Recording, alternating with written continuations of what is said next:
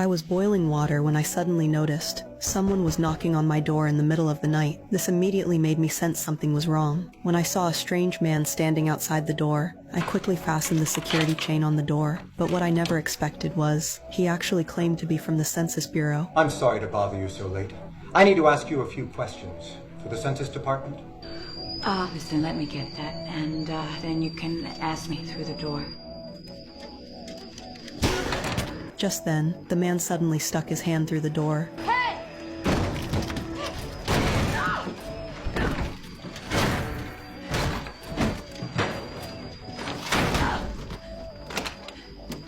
After seeing his completely vacant stare, I was instantly terrified to my core. Fortunately, the man left when he couldn't get in, but when I went to the window to observe, I discovered the way the man walked was like a walking corpse. Since I was home alone at the time, I quickly grabbed my phone and called my boyfriend to come over. I thought the scary stuff was over, but the next day, when I went to work at the company as usual, I witnessed another eerie scene. Everyone on the street had hollow, empty eyes, staring at me like soulless beings. Their looks were like they had a grudge against me. After noticing something was wrong, I hurriedly rushed to the company, planning to search online for what was happening. But just then, my friend from the hospital suddenly called, saying the squirming snot bubble on my son's body yesterday had been tested, and this snot bubble wasn't from Earth at all. Thinking back to a few days ago, when a space shuttle crashed on Earth, I instantly realized maybe the shuttle brought an alien virus to Earth, which turned many infected people into walking corpses. But just then, my boyfriend suddenly got a call from his neighbor, saying something extremely terrifying had happened at his house. After hearing this, my boyfriend and I rushed over to check, but when we pushed open the door, we were horrified by what we saw. The male homeowner was lying in bed, his eyes and nose covered by transparent snot bubbles. When I tried to take a photo of him, he suddenly attacked me.